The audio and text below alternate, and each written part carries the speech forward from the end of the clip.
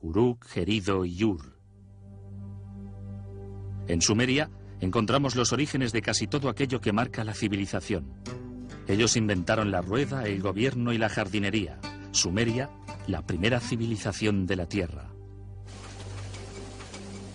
En una tierra sin piedra, los sumerios inventaron ladrillos de barro, como los que todavía se fabrican y se utilizan hoy en día. Y de estos sencillos bloques erigieron los primeros grandes monumentos, llamados zigurats, templos imponentes que alcanzaban gran altura. Los sumerios inventaron el minuto de 60 segundos e incluso el adolescente problemático. ¿A dónde has ido? No he ido a ningún sitio. Si no has ido a ningún sitio, ¿por qué pierdes el tiempo? Vete a la escuela, ponte ante tu profesor, recita tus deberes, escribe tu tablilla. ¿Lo has entendido? Nosotros conocemos de los sumerios sus inventos sorprendentes y sus vidas cotidianas gracias a su innovación más impresionante, la escritura. Conocemos sus leyendas antiguas y sus secretos íntimos porque alguien los puso por escrito. Era algo que nadie había hecho antes. Es una ventana, pero una ventana compuesta de muchos cristales, algunos de los cuales son transparentes y otros no. Nos falta mucho más de lo que tenemos, aunque en algunos casos lo que hay es espectacular. Siempre hemos de tener presente que hay partes de la vida cotidiana que nunca podremos ver porque corresponden a gente de escasa importancia para aquellos que escribían las tablillas. Hace 5000 años, un sumerio grabó sus historias en el barro, proporcionándonos una mirada al mundo en el nacimiento de la civilización. En cuanto a su personalidad, los sumerios eran en algunos aspectos muy parecidos a nosotros. Les importaba conocer a la gente, beber cerveza, etc. Y había varias colecciones de poesía que relatan los preparativos de una mujer para su amante, y cómo se viste y se lava y espera que llegue su amante. Luego, Woolley desenterró un tesoro indiscutible, un descubrimiento que proporcionó una perspectiva extraordinaria a las civilizaciones más antiguas, las tumbas reales de Ur. Mientras excavaba en el barro, Woolley desenterró 74 esqueletos bien ordenados, todos enterrados al mismo tiempo. El entierro contó la asombrosa historia del viaje final de un rey. La historia de Irak se ha escrito con sangre. Los antiguos reyes, al mando de los mejores ejércitos del mundo, estaban interesados solo en una cosa: el dominio total. Y sus ciudades e imperios, los primeros sobre la faz de la tierra, surgieron y se destruyeron con guerras, invasiones y conquistas. Fue una época sembrada por el terror que no me hubiese gustado vivir. A través de los siglos, esta tierra conflictiva que marcó el inicio de la historia mundial ha sido atacada por numerosos enemigos extranjeros. Se dieron la vuelta y básicamente asesinaron por la espalda a los enemigos con lanzas y hachas.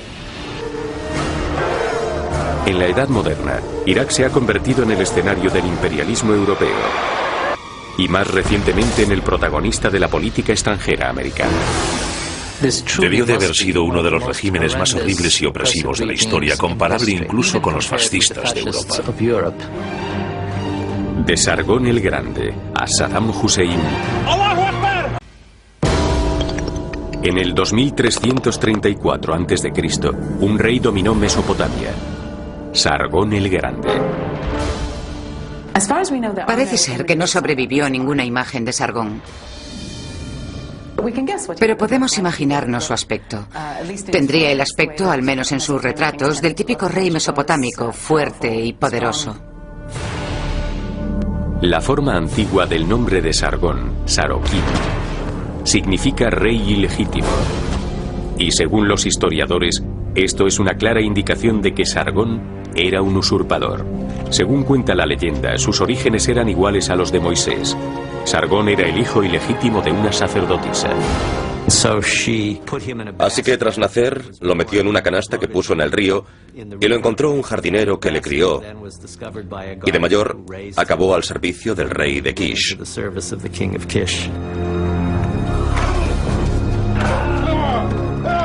Emprendedor, ambicioso y despiadado, Sargón derrocó a Urzababa, el rey de Kish, y se declaró nuevo gobernante de la ciudad. También reinó en Nagadé, la capital de la ciudad que construyó al norte de Sumer, en el estado de Akkad, aunque su localización precisa es todavía incierta. Con la ayuda del ejército acadio, Sargón empezó a tomar el control del sur de Mesopotamia.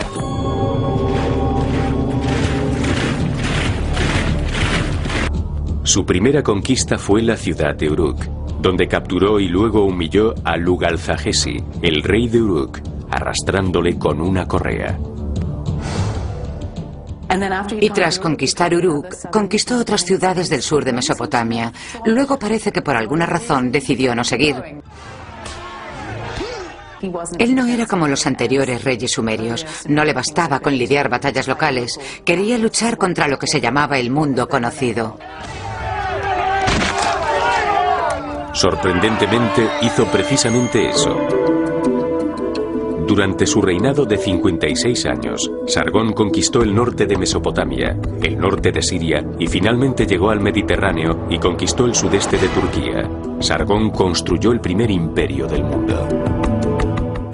Fue el primer rey que se hizo con las tierras en las que vivía gente de diferentes nacionalidades, que hablaban otros idiomas y tenían dioses diferentes. Fue muy admirado por los reyes mesopotámicos de aquella época. Estableció las reglas básicas de lo que es ser un verdadero emperador.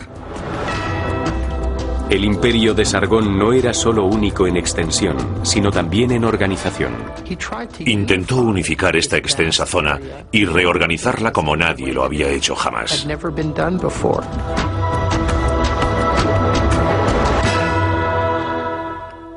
Todas las ciudades en Mesopotamia tenían su propio sistema de pesos y de medidas. Sargón estandarizó los sistemas de peso y de medidas en toda la zona conquistada. Y al hacer esto, hizo posible el comercio entre ciudades alejadas entre sí. Las nuevas ideas de Sargón no estaban limitadas a la construcción de su imperio, también concernían a lo militar. Fue el primer rey que tuvo un ejército permanente. Tenía un enorme ejército de 5.400 hombres que habían sido reclutados en todas las ciudades del imperio, pero resultaban caros de mantener, así que Sargón introdujo una nueva tradición para poder alimentar a sus tropas: el saqueo. El ejército se alimentaba de los productos de la tierra, así que las campañas de guerra estaban más o menos organizadas para que empezasen cuando ya se había recogido la cosecha en toda Mesopotamia. Fue una época sembrada por el terror que no me hubiese gustado vivir. Si vivías en la región de Akkad, pero no formabas parte de la élite, sabías que cada año tendrías que enfrentarte a este tipo de masacre.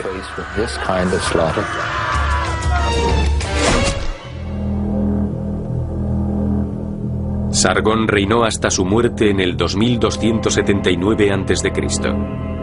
Su dinastía continuó gobernando durante otros 82 años.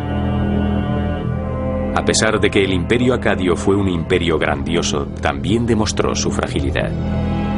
En el 2197 a.C., el reino cayó en manos de unos enemigos que provenían de los montes Zagros en Persia.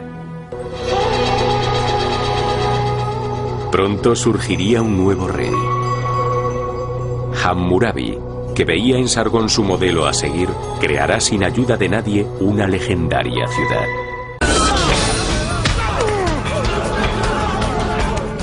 En el 2197 a.C., al caer el imperio acadio, originado por Sargón, la ciudad se sumió en un caos.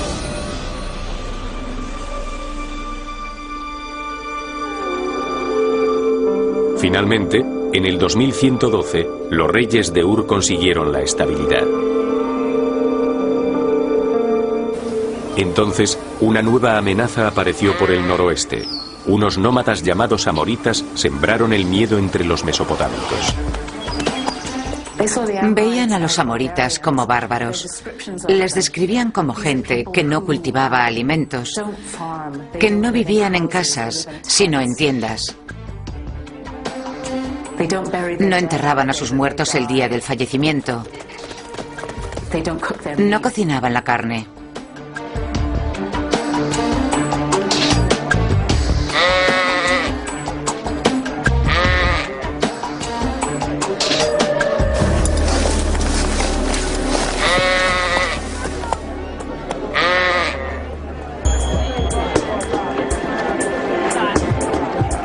pero no causaron ningún conflicto. En el 1900 a.C., los amoritas ya estaban completamente adaptados a la vida mesopotámica. Se convirtieron en soldados, granjeros y empresarios, y tomaron cargos de gobernador o general. Consolidaron su integración en Mesopotamia fundando dinastías en las ciudades de Isin, Larsa, Esnuna y Babilonia.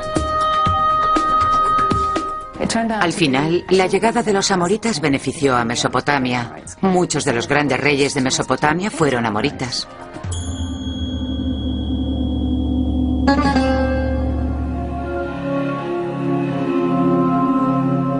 En el 1792 a.C., el mejor gobernante de la dinastía amorita de Babilonia, Hammurabi, subió al trono como su sexto rey. Al principio no parecía demasiado interesado en las campañas militares. Gobernó durante 43 años. Después de 30 años de gobierno, quiso emular a Sargón y construir su propio imperio. Empezó a luchar contra los reinos vecinos, que antes habían sido sus aliados. Había mantenido con ellos buenas relaciones durante años y de repente aparece con sus ejércitos en las fronteras, preparados para luchar, para hacerse con el poder. Las campañas militares de Hammurabi se distinguían por la cantidad de rehenes que capturaban para pedir un rescate. Había comerciantes especializados en esta tarea. Pagaban el rescate del enemigo a los soldados babilonios y pedían al que habían rescatado que les devolviese el dinero. Era la forma que tenían los comerciantes de ganar dinero seguro, porque siempre sacaban beneficios de los rescates que pagaban. Las conquistas de Hammurabi se extendieron desde el Golfo de Persia hasta Siria. A pesar de que su imperio no fue tan grande como el de Sargón, los historiadores consideraron a Hammurabi como el constructor de imperios más importante desde Sargón. Sin embargo, él no se parecía al antiguo rey. Sargón utilizaba su poder y tácticas casi terroríficas para controlar a la gente. Mientras que Hammurabi se presenta ante el pueblo como un político moderno que desea el amor del pueblo. Quiere gustar a la gente. Instauró leyes para proteger al pueblo, no para obligarles a someterse. La fama de Hammurabi creció con sus conquistas, pero realmente obtuvo su grandeza con su interpretación de la justicia. Hacia finales de su reinado, puso varios monumentos en sus ciudades. El más grande, que aún se conserva, es una losa de piedra que se conoce hoy en día como la Estela de Hammurabi, donde están grabadas las 282 leyes del Código de Hammurabi. Están grabadas en una escritura en forma de cuña llamada cuneiforme, la primera escritura conocida desarrollada en Sumer a finales del cuarto milenio antes de Cristo. Si un esclavo le dice a su señor, no eres mi señor, el señor puede cortarle la oreja al esclavo.